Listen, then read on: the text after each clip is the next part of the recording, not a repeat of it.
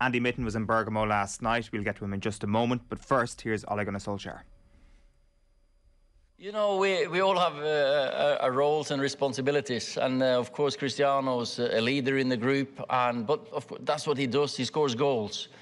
We're not happy conceding 2 goals. Both of them are very, very fine margins. I think the first one should be off. The second one is a centimetre onside. Is probably maybe offside in last season. So it's fine margins.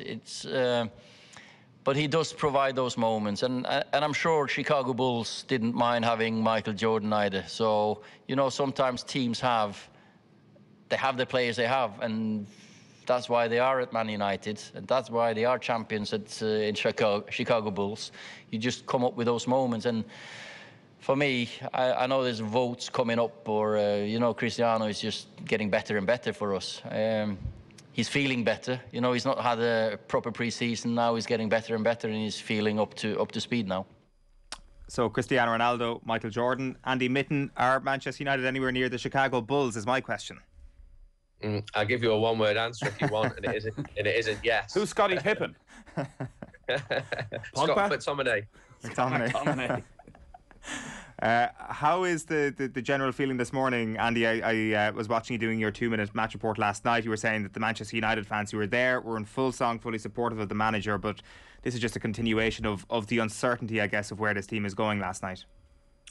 Yeah, well, it's raining today, as it was the day before the game, but yesterday it was. I think the United fans enjoyed a beautiful city, but 10 minutes before the end of the game, an announcement came over that, well, you're going to be kept in for 1 hour after the match, and the team were 2-1 down, and you could just say, oh no, this is just another bad night. And then Cristiano was. He equalised as he'd done in the first half. I think it was a good result. It wasn't a good performance. It showed character, but it was a good result because it keeps United top of the group stage.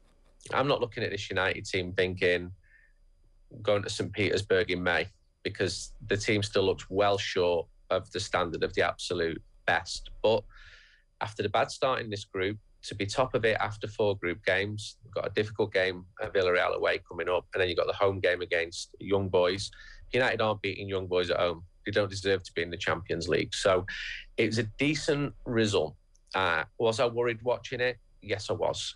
Especially in the first half. I thought Paul Pogba, who had a chance, he needed to take it. He didn't. He lost possession several times. He's not going to be figuring because he's suspended after that sending off against Liverpool.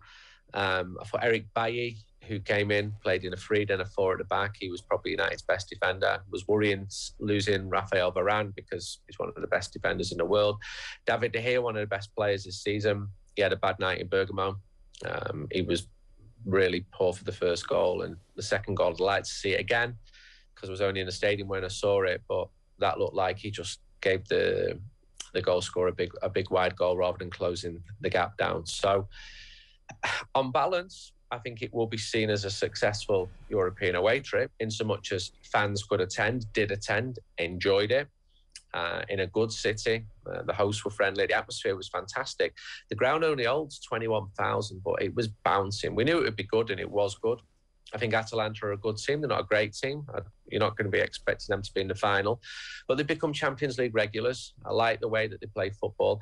And, you know, United knew what was coming. United's game plan, and knew that Atalanta are like Leeds, but better, if you like, in terms of the style that they play. They press, they're aggressive.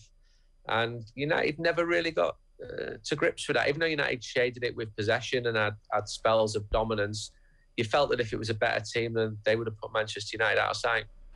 Andy, there's a touch of Groundhog Day around the entire Manchester United conversation, but particularly around Paul Pogba. I'm just wondering, from your knowledge of the club, what the attitude towards Pogba is, considering the issues with his contract and the performances and the inconsistency and the stupidity and the lack of discipline against Liverpool with the red card, and then, as you say, a big opportunity given him last night in that midfield too, and just the real casualness of his play, that here's a world talent who's been hauled off at a time of real need for Manchester United with 25 minutes still to go in the game. Well, he had a chance, and I knew that he was asked to make sure he did his tracking runs right, that he defended right. Clearly, The manager was looking for moments of genius from him. It wasn't really happening. I mean, I thought he was really poor. I thought he was poor trying to dribble the ball away from his own area. Wasn't surprised when he came off. And at this moment, Manchester United need discipline. They needed it at Spurs on Saturday. And they need it to stop leaking all the goals. And the midfielders play a big part in that defensive role. And Pogba failed last night. And what's his current situation? Well, he's got a contract offer from Manchester United, which is very, very good. Thought it was interesting last night when he went off the pitch. I didn't see a single person applaud him off the pitch in that United end. And he does have the contract offer. He's given no indication as to whether he will or will not sign it yet. He could leave the club for free in June. He could start talking to other clubs in January.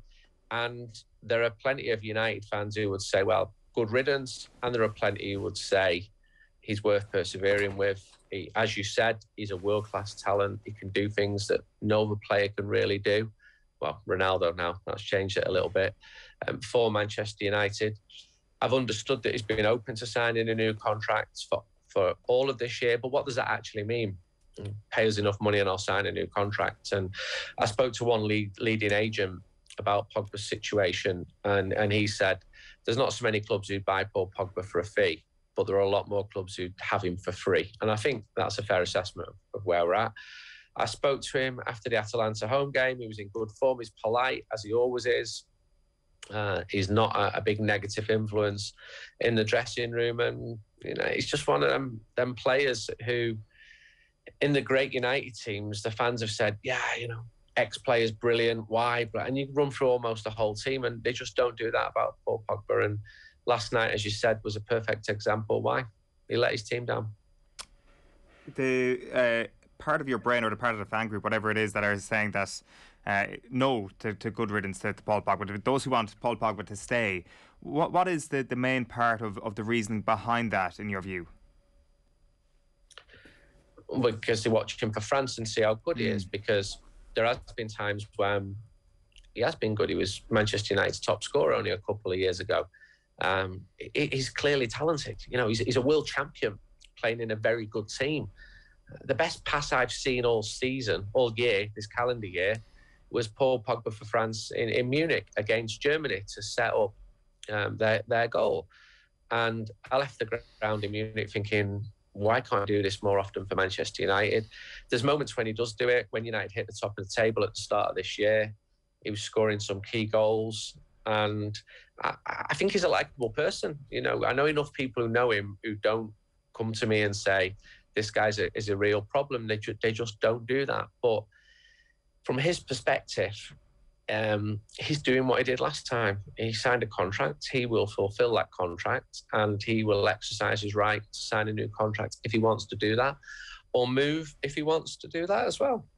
And it's a situation which is full of really strong arguments for and against. You know, you might say he's a Manchester United player, but there's no evidence in his bios on social media that he plays for Manchester United. There's not a song for him, not a real song which fans sing about him. And, you know, if he moves somewhere else, you just won't be surprised if he was one of the best players and started winning all those individual awards, which he's not been close to winning while he's been at Manchester United. It wasn't supposed to be like this. He was supposed to be the talisman. The team was supposed to be built around him when he came back in 2016, and a major reason why Manchester United would return to greatness.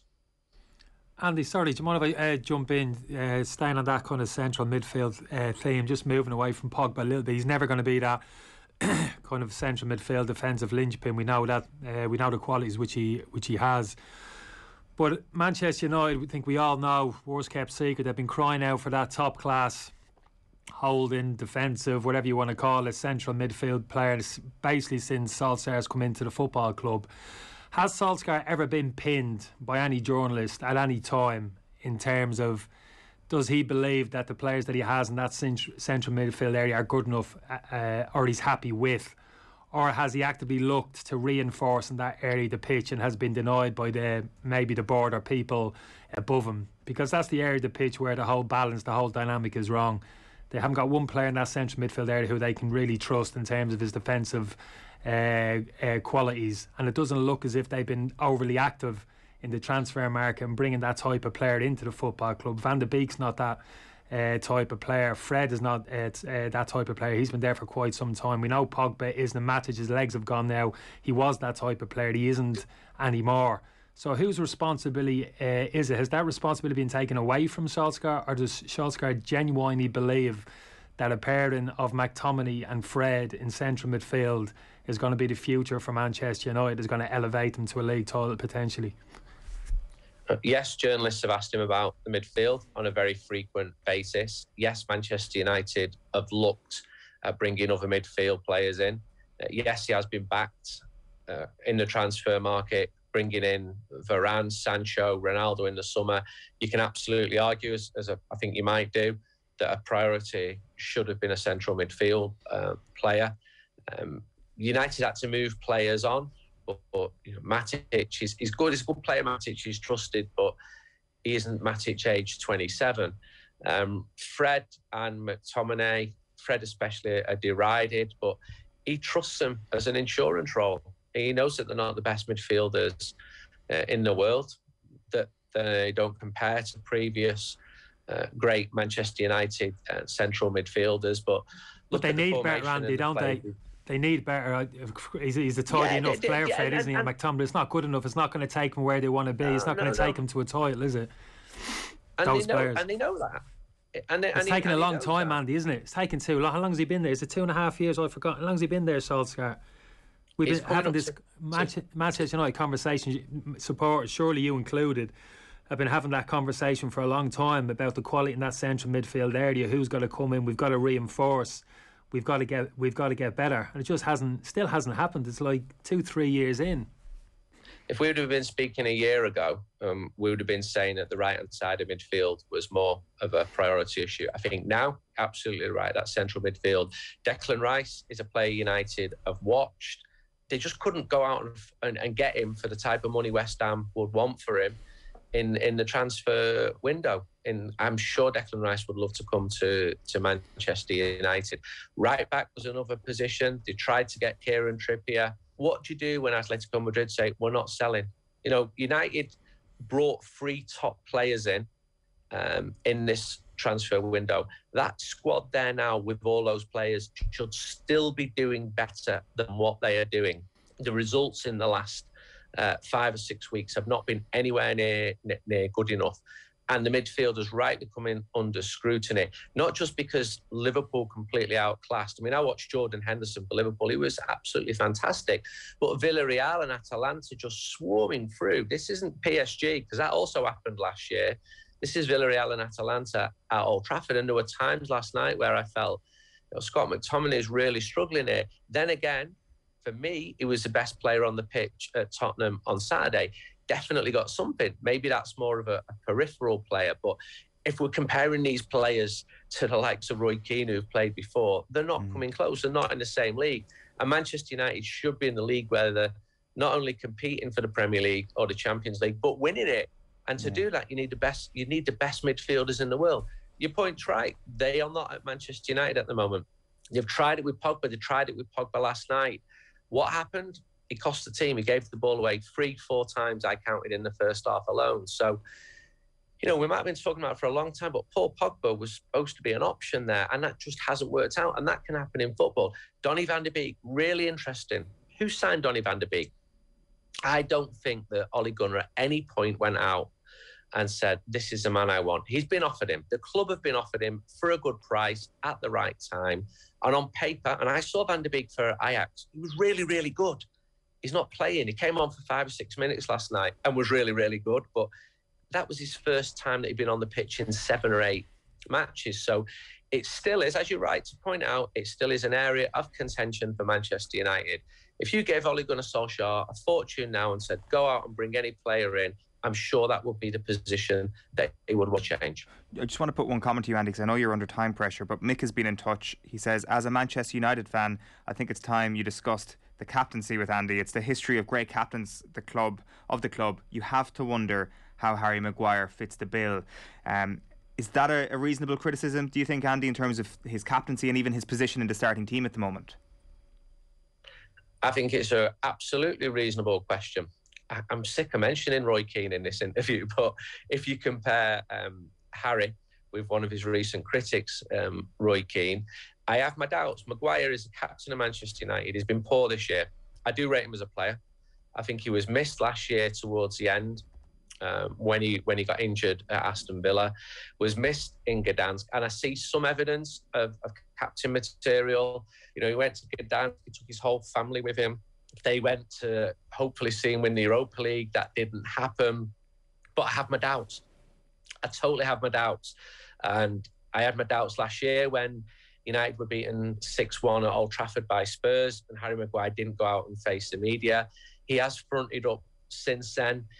He's not as energetic as like a Keane would have been. He's not as direct. But then again, if you are, every single word that you say is totally twisted. So what you see from him and also from the manager is like a calmness. And I'm not sure that's what fans always want to see. Sometimes they want to see, you know, that naked emotion coming out there and people saying that this is an absolute disgrace or whatever. It's football. You want to get wrapped up into it. And we don't often see that from Maguire. So I'm not going to say Maguire's the best ever captain for Manchester United because he's not.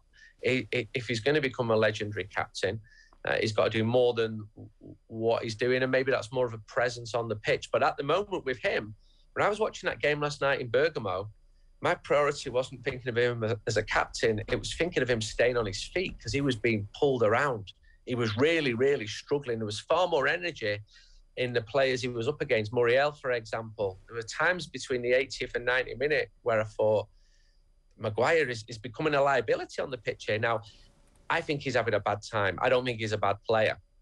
I think he will get over this difficult spell. Everyone has difficult spells, but his form is a bigger concern for me at the moment than his captaincy. Andy, I'm interested that you used the word calmness there around Maguire and Solskjaer, and like it's the one thing you would have to give Solskjaer a lot of credit, that the madness and the extreme reaction to everything that happens at Manchester United, he's always remained incredibly calm. He hasn't really fed into that in any way. That's certainly the impression that you're getting through the TV screen. He's under enormous pressure and one of the biggest jobs in world football. Have you seen it affect him in any way? Have you seen his personality change in any way as the pressure's really been ramped up and, like, to the extent in the last couple of weeks people were fully expecting him to lose his job? I think he handles it really well. Really, really well. I think he doesn't read social media. If he did, if he saw the abuse that he receives, well, we're into Steve Bruce territory there. And I don't think any manager should get some of the abuse. I saw an image last week from Syria, but one of them sort of images of Solskjaer had an orange coat on with somebody behind him as if he was going to behead him. I just thought, nobody deserves this. Why am I even seeing this? And he gets a lot of abuse. However, last night in Bergamo and at Tottenham on Saturday, United fans sang his name. Not non-stop, but almost non-stop. They were singing it before United went ahead at Tottenham. They were singing it last night, 4 or 5 songs about Ole Gunnar Solskjaer. And yet, if you actually went into that away and spoke to people individually, they'd all have doubts about Solskjaer. And yet they still support him. And he really appreciates that. I asked him about this last night. I said to him, has anyone actually come up to you and given you, said you're not the man for this job? That hasn't happened to him. So it's to his credit that he deals with this intense pressure. And what people don't see, and I see this as a journalist, is after that game last night, people see the interview in their country. So I'm not sure who the rights holder is in the Republic of Ireland. But Solskjaer spends an hour doing 20 different interviews with different people, all of them trying to catch him out, all of them trying to come at him. And I think he does it well. And he doesn't give them the best lines. He gives people good lines. I quite enjoyed speaking to him after Atalanta at home. And he mentioned the fans in the Stretford end. So I tried to pinpoint him. What, the Red Army? Yeah, the Red Army. with big old Pete over there. And I loved it because he relaxed a little bit. And maybe that's because he knows me. Wasn't particularly fair on big old Pete because Pete Boyle isn't big anymore. He's lost a lot of weight. He goes running every day. To call him old, well, Ollie, I mean, he's a similar age to you. You know, you're going to call Ollie the old Norwegian. But I like that. I like that about him, that, you know, he does know the club, and that's not going to keep him his job if results aren't good enough. But he's under so much pressure, and sometimes he does keep coming out with the same lines. And sometimes people say, just give it a rest, Ollie, I'm sick of hearing this. But he can't give it a rest because he's contractually obliged to speak to the media. What can he do? At times he's between a rock and a hard place. I think in terms of dealing with the pressure, he's handling it well. All right, Andy, great stuff as ever. Thanks a million for taking the call. Thank you.